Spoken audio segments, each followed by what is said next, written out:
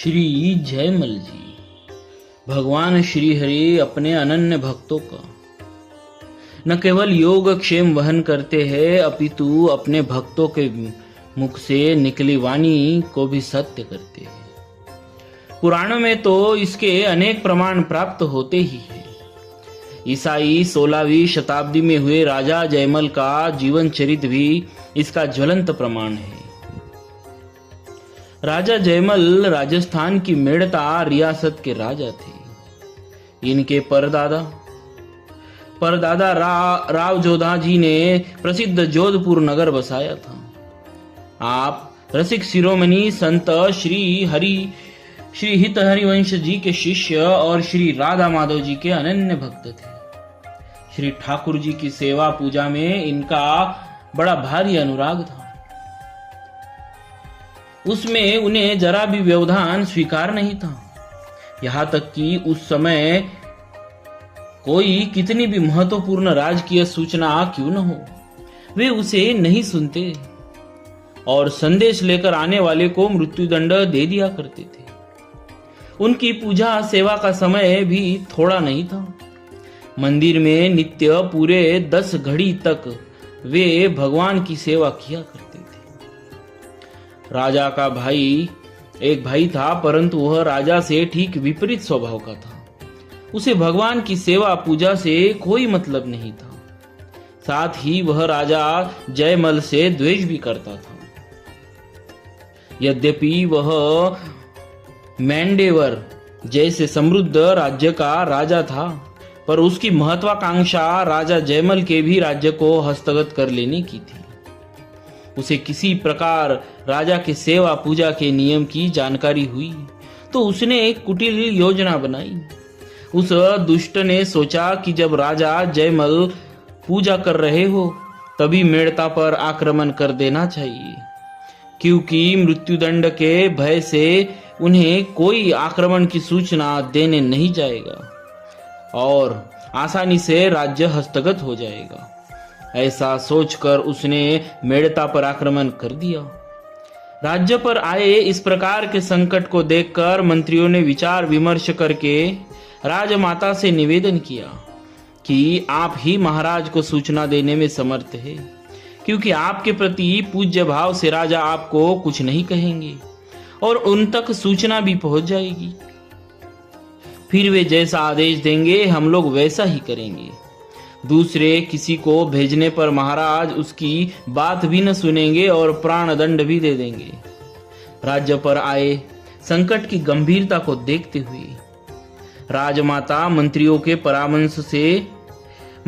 परामर्श से मंदिर में गई और भगवान की सेवा पूजा में रत राजा जयमल को उन्होंने आक्रमण की सूचना दी। राजा जयमल ने माता की बात सुनकर सिर्फ इतना कह दिया कि भगवान सब अच्छा ही करेंगे और स्वयं नित्य की भांति सेवा पूजा में लगे रहे। इतने बड़े संकट की सूचना भी उनके मन को सेवा पूजा से न विचलित कर सकी और न ही उन्हें उद्विग्न कर सकी। अब मंत्रियों के समक्ष समस्या थी कि वे किंग कर्तव्य विमूढ़ थे, क्योंकि राजा की ओर से कोई स्पष्ट आदेश उन्हें प्राप्त नहीं हो सके। आक्रमणकर्ता राजा का भाई ही था। ऐसे में साम दाम से भी कार्य हो सकता था। राजा का स्पष्ट आदेश होता तो दंड नीति अर्थात युद्ध के लिए सेना को कूच कराया जाता। इधर राजमंत्रियों के समक्ष यह समस्या थी, उधर राजमंत्रियों की यह किंग कर्तव्य विमूढ़ता भगवान के लिए समस्या बन रही थी, क्योंकि राजा ने कह दिया था कि भगवान सब अच्छा ही करेंगे। ऐसे में सारा उत्तरदायित्व भगवान का ही हो जाता था। आखिर भक्त के राज्य और उसके वचन की रक्षा भी तो उन्हीं का दायित्व है। शत्रु सेना निर्बाध रूप से बड़ी चली आ रही थी। जब सेना मेड़ता के एकदम निकट पहुंच गई तो भगवान से रहा न गया।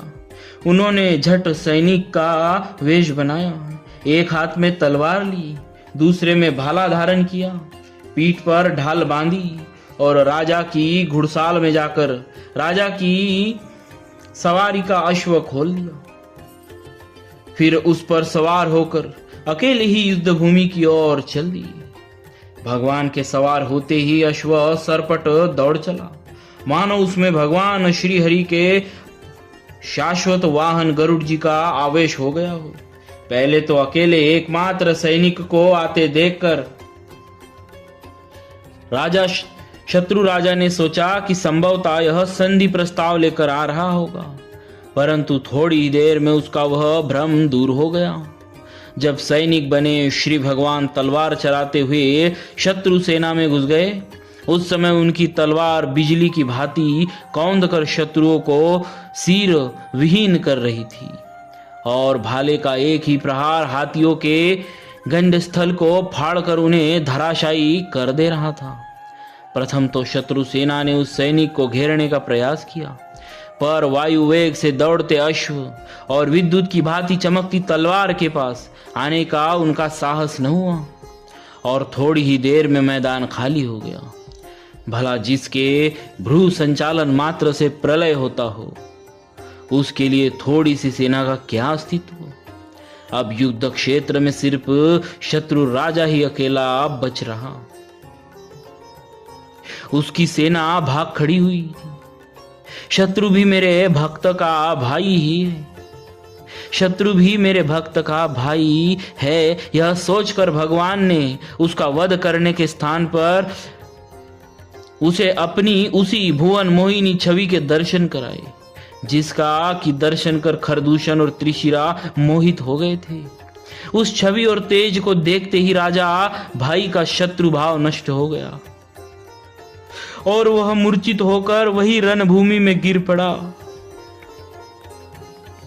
संकट समाप्त हुआ देखकर भगवान रणभूमि से वापस लौट आए और घोड़े को पुनः घुड़साल में बांध दिया।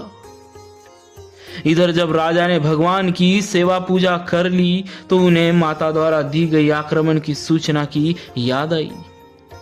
फिर तो वे राजा के कर्तव्य का ध्यान कर युद्ध भूमि में जाने को उद्यत हो गए। उन्होंने सईस को तुरंत घोड़ा तैयार कर लाने के लिए कहा। सईस ने घुड़साल में जाकर देखा तो घोड़ा पसीने से पूरी तरह लथपथ था। ऐसा लगता था जैसे उसे बहुत दौड़ाया हो। सईस ने तुरंत जाकर राजा को इस बात की सूचना दी। राजा ने घुड़साल में जाकर देखा तो सचमुच घोड़ा पसीने से लथपथ था। फिलहाल युद्ध भूमि में तो जाना ही था, अतः राजा दूसरे घोड़े पर सवार हुए और युद्ध भूमि की ओर चल दिए। वहां जाकर उन्होंने देखा कि आक्रमणकारी राजा की सारी सेना घायल पड़ी है। आगे जाने पर देखा कि आक्रमण करने वाला भाई भी घायल पड़ा है। उसने राजा जयमल को देखते ही सिर झुका लिया और बोला, आपको जो दंड देना हो मुझे स्वीकार है। राजा जयमल ने कहा कि पहले तो यह तो बताओ कि तुम्हारी सेना का विनाश किसने किया और तुम कैसे घायल हो गए। उसने कहा, तुम्हारी ओर से मात्र एक सांवला सा सिपाही।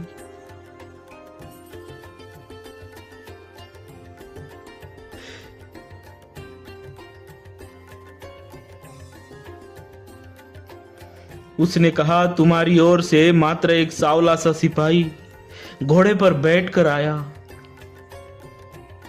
उसने ही मेरे सेना का विनाश किया और उसकी दृष्टि पड़ते ही मैं घोड़े से गिर पड़ा और मूर्छित हो गया।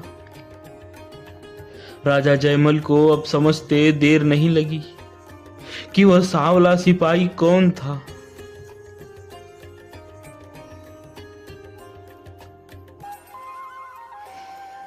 वे तो उनके आराध्य देव श्याम सुंदर ही थे। राजा ने सोचा, जब उन्होंने इस शत्रु को क्षमा कर दिया तो मुझे दंड देने का क्या हक है। अतः उन्होंने भाई से कुशल प्रश्न कर उसे वापस घर भेज दिया। उधर भाई के मन में भी पश्चाताप हुआ कि मैंने अपने संत प्रकृति भाई से इस प्रकार का द्रोह किया। उसने बार बार क्षमा मांगी और स्वयं भी भगवत भक्त हो गया। इधर राजा जयमल के मन में बड़ा दुख हुआ कि मेरे कारण स्वयं भगवान को इतना कष्ट उठाना पड़ा। मैंने माता से जो कह दिया था कि भगवान सब अच्छा ही करेंगे, इसीलिए भगवान मेरे राज्य की रक्षा के लिए स्वयं युद्ध करने गए। इस प्रकार करुणामय भगवान ने अपने भक्त राजा जयमल के वचन की रक्षा की। बोलिए भक्तराज श्री जयमल जी महाराज की जय। भक्तवत्सल भक्त